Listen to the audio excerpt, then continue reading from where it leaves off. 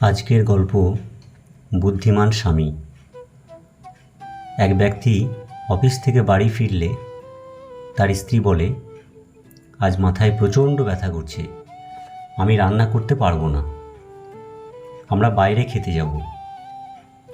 ওই ব্যক্তি খুবই ক্লান্ত ছিলেন, কিন্তু তিনি স্ত্রীকে রাগাতে চাইছিলেন না। তাই স্ত্রীকে বললেন, যাও রেডি হয়ে নাও। তখন তার স্ত্রী বলে ওঠে, আজ আমরা কোনো বড় হোটেলে ডিনার করব।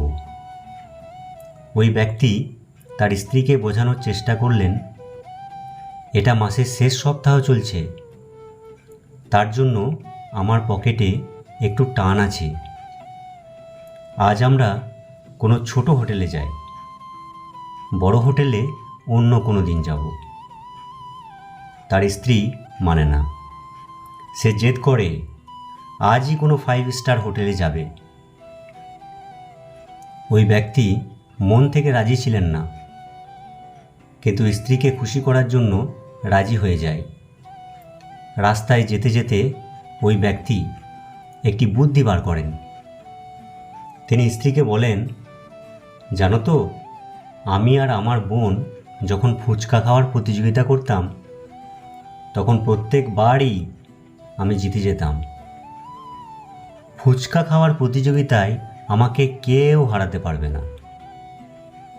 আমি একবারে 20 থেকে 25টা ফুচকা খেয়ে নিতে পারি।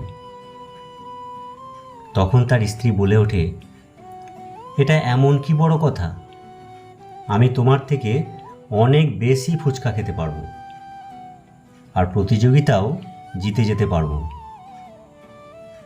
ওই ব্যক্তি বলে ওঠেন, ফুচকা খাওয়ার ব্যাপারে আমাকে কেউ হারাতে পারবে না। তার স্ত্রী বলে ওঠে, চলো আজই প্রতিযোগিতা হয়ে যাক,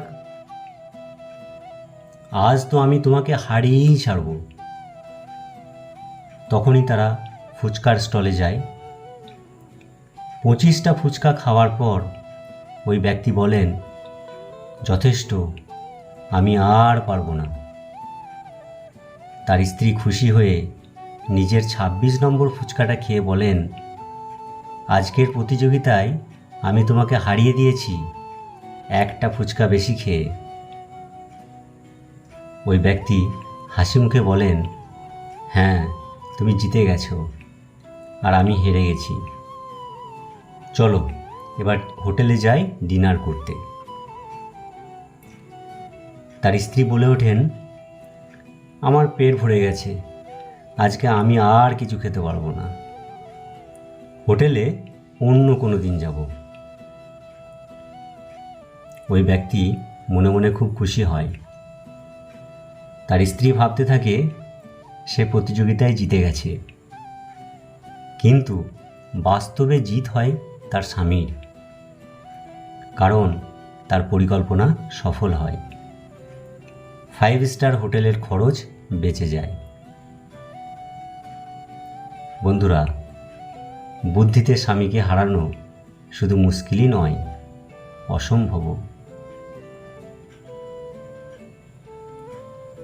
গল্পটি আপনাদের কেমন লেগেছে অবশ্যই কমেন্ট বক্সে কমেন্ট করে জানাবেন। চ্যানেলে নতুন হলে চ্যানেলটিকে সাবস্ক্রাইব করে আমাদের পাশে থাকবেন।